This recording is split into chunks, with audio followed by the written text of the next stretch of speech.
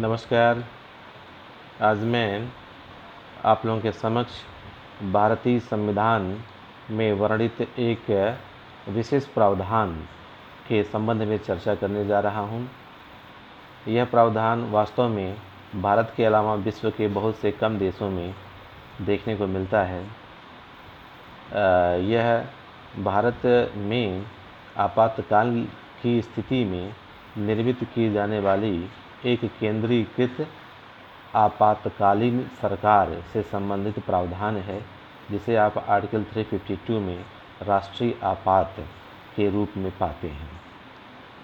राष्ट्रीय आपात दरअसल एक ऐसा स्थिति, ऐसी परिस्थिति जिसमें कि राष्ट्र की सुरक्षा ही खतरे में आ जाती है, और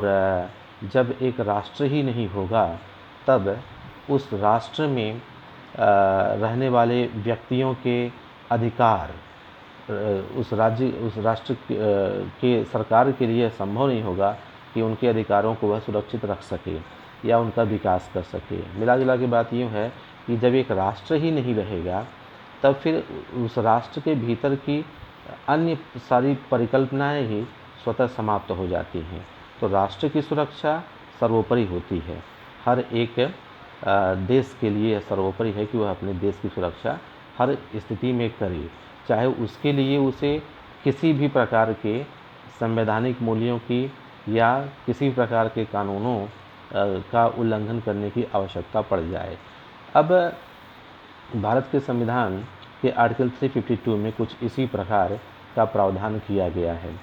जब भारत का संविधान का निर्माण किया जा रहा था तब संविधान सभा में उपस्थित हमारे संविधान निर्माताओं को इस बात का पूर्णतः ज्ञान था कि किस प्रकार से विश्व के उन देशों ने बहुत समस्याओं का सामना किया जबकि उनके देश को आपातकाल के दौर से गुजरना पड़ा, यानी उनके देश की सुरक्षा को ही खतरा हो चुका था। चूँकि उनके संविधान में इस प्रकार का कोई विशेष प्रावधान नहीं था, जैसा कि आज हम अपने भारत के संविधान में आर्टिकल 352 के रूप में देखते हैं। उदाहरण स्वरूप अमेरिका, फ्रांस, ब्रिटेन, इन देशों के संविधान में विशेष रूप से आपातकालीन परिस्थितियों से निपटने के लिए या उसकी चुनौतियों का सामना करने के लिए विशेष प्रावधान नहीं दिए गए थे। ये अन्य मुद्दा है कि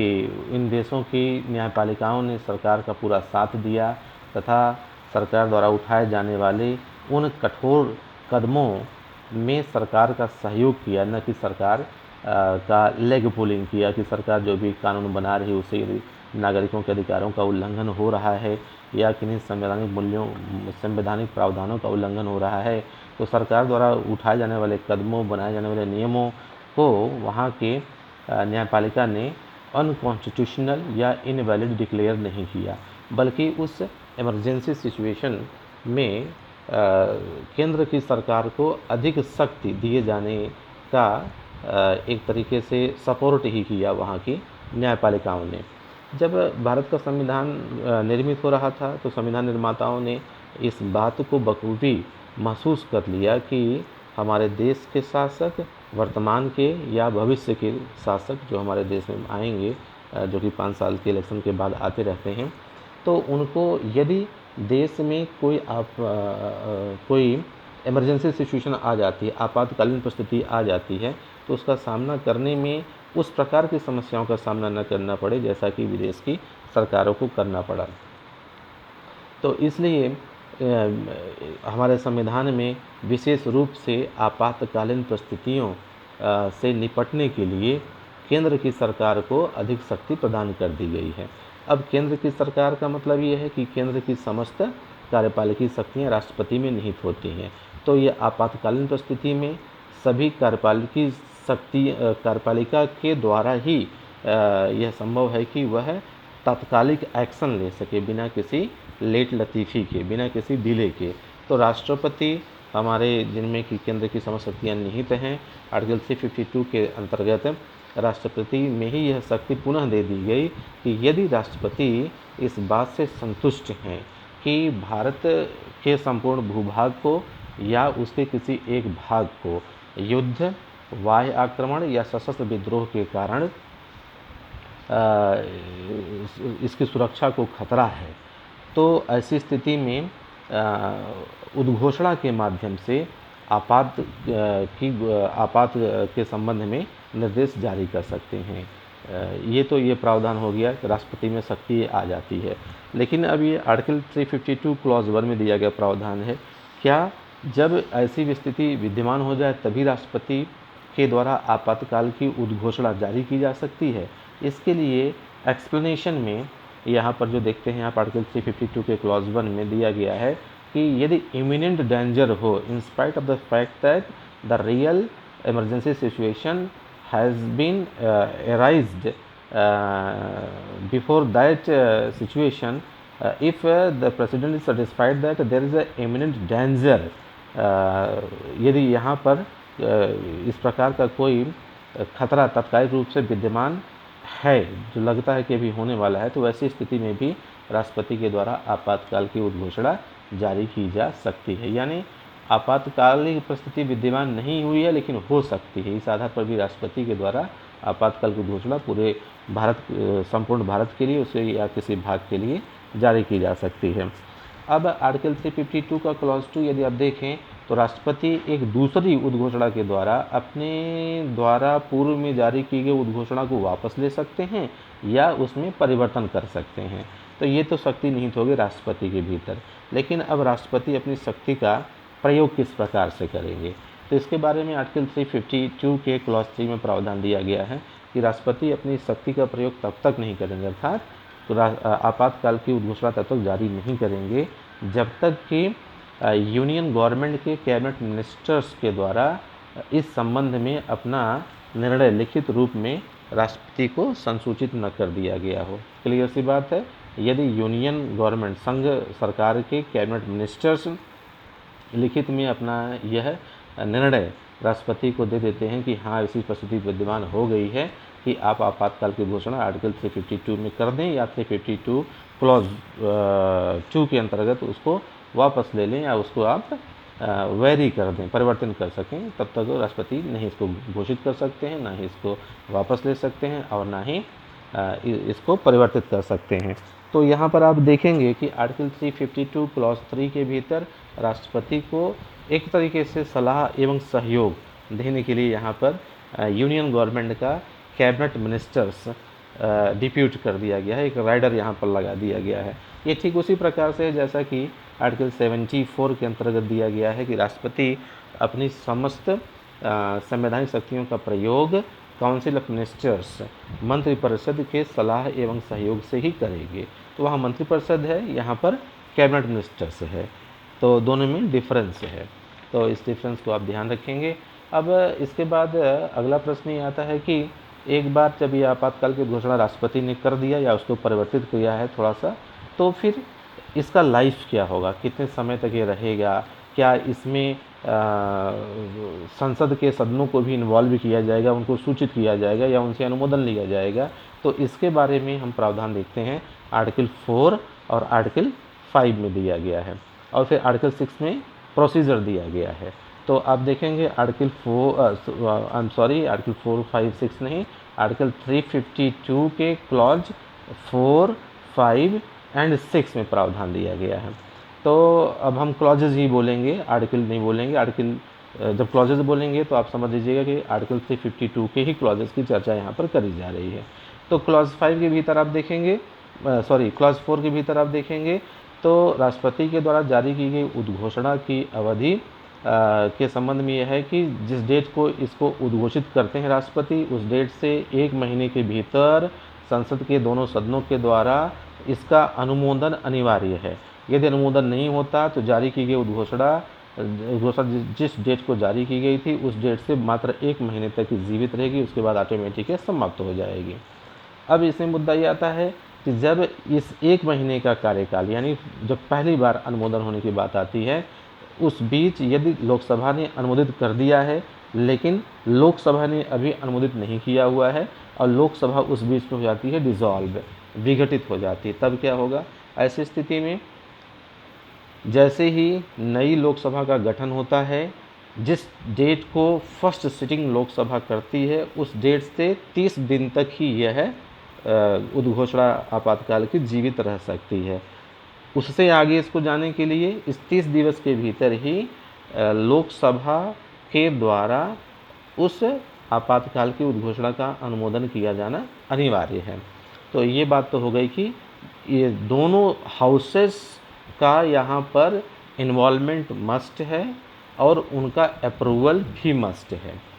अब दूसरी बात यहाँ पर आती है कि जब अप्रूवल हो गया 1 महीने के भीतर तब इसका क्या लाइफ होगा, तो इसके बारे में देखेंगे आपकी आर्टिकल 352 के क्लॉज 5 में। चलिए ठीक है, हमने बोल दिया आर्टिकल 352 फिर से आपको, लेकिन क्लॉजेज ही बोलना ज़्यादा बेटर रहेगा फ्लुएंसी के लिए, क्योंकि हमारे पास जो स्पेस है, डेटा स्पेस अपलोड करने का, वो शॉर्ट है यहाँ पर। तो क्लॉज 5 में दिया गया कि जैसे ही क्लॉज 4 के तहत राष्ट्रपति के द्वारा जारी की गई उद्घोषणा प्रोक्लेमेशन को संसद के दोनों सदनों ने अनुमोदित कर दिया है, तो ये 6 महीने तक उस डेट से प्रभावी रहेगी जिस डेट को दूसरे हाउस ने, दूसरे सदन ने उसको पारित किया हुआ था। ओके, अब क्या 6 महीने तक ही इसका लाइफ रहेगा या इसके आगे भी जा सकता है? यदि राष्ट्रपति चाहते हैं और संसद भी चाहता है तो दोनों सदनों के द्वारा उस 6 महीने की अवधि के पूर्ण होने के पहले ही पुनः इसका अनुमोदन किया जाना आवश्यक है। अनुमोदन कर दिए तो अगले 6 महीने फिर से चला गया। लेकिन फिर प्रश्न उठता है यहाँ पर, राज्यसभा तो परमानेंट बॉडी है, there is a no danger that in any case the Rajya Sabha में fail because there was no Rajya Sabha. Okay, because Rajya Sabha is a permanent body, but it can happen with the Lok Sabha. Lok Sabha may get dissolved before approving the resolution in order to give it life further more than 6 months for a period of another 6 months। तो यहाँ पर हो जाता है, तो जैसे ही Lok Sabha dissolve हो जाती है, मान लो उन्होंने अभी अनुमोदन नहीं किया हुआ था लेकिन राज्यसभा ने अनुमोदन कर दिया हुआ था, तो जैसे ही लोकसभा नई वाली आती है चुन करके और जिस डेट को फर्स्ट सिटिंग करती है उस डेट से 30 दिवस यानी 30 डेज के भीतर उसका अनुमोदन कर देती है, तब तो यह another 6 month from that date on which the Lok Sabha has approved the proclamation of the emergency, अंदर 6 मंथ पीरियड के लिए फिर से ये आपका इन्फोर्समेंट में आ जाता है। किंतु यदि लोकसभा ने उसको अप्रूव नहीं किया तब क्या होगा, जस्ट 30 डेज, उसके बाद ये ख़त्म हो जाएगा जब से ये बैठती है नई लोकसभा। तो ये हो गया आपका इसकी लाइफ के बारे में, कितनी बारी बढ़ा सकते हैं इसमें कोई दिक्कत नहीं है। अब फिर मुद्दा ये आता है कि प्रक्रिया क्या होगी इसको आगे बढ़ाने की, इसका अनुमोदन करने की, खासतौर से अनुमोदन करने की। इसके लिए क्लॉज 6 मीन्स आर्टिकल 352 का क्लॉज 6 में प्रावधान दिया गया है। अब प्रावधान क्या है कि 44th कॉन्स्टिट्यूशनल अमेंडमेंट एक्ट 1978 के पहले तक केवल और केवल संसद के दोनों सदनों के साधारण बहुमत, सिंपल मेजॉरिटी से ही यह पारित हो सकती थी, वो भी प्रेजेंट एंड वोटिंग करने वाले मेंबर्स की सिंपल मेजॉरिटी से। लेकिन यह महसूस किया गया कि प्रक्रिया बहुत ही सामान्य है और जबकि इसके होने वाले परिणाम बड़े ही दूरगामी हैं। परिणाम किसके? इस राष्ट्रीय आपातकाल की उद्घोषणा के। कैसे दूरगामी है इसमें आप देखेंगे तो एक प्रकार से आंशिक समय के लिए ही सही संविधान का संशोधन हो जाता है। तो 44th कॉन्स्टिट्यूशनल अमेंडमेंट एक्ट लाए जाने के समय यह बात विचार में लाया गया कि क्यों न जो संसद के सदनों के द्वारा राष्ट्रपति द्वारा जारी उद्घोषणा का अनुमोदन किया जाता है उसके लिए वही प्रक्रिया रख दी जाए जो कि संविधान संशोधन के लिए रखा जाता है। तो यहाँ पर देखेंगे आप आर्टिकल 352 क्लॉज 6 में दिया गया है कि संसद अलग अलग अपने अपने कक्ष में बैठ करके अपने सदस्यों की कुल संख्या, जो उनकी whole number of the house है, उसके बहुमत से तथा जितने सदस्य वहाँ पर उपस्थित हैं उनके कम से कम उपस्थित और मतदान कर रहे हैं, उनके कम से कम 2/3 बहुमत से पारित होना आवश्यक है। तो ये तो हो गया कि हर केस के लिए कि जब वो उद्घोषणा जारी करते हैं उसका अनुमोदन जो क्लॉज 5 में होता, क्लॉज 4 में होता है 1 महीने के भीतर वाला वो भी, प्लस क्लॉज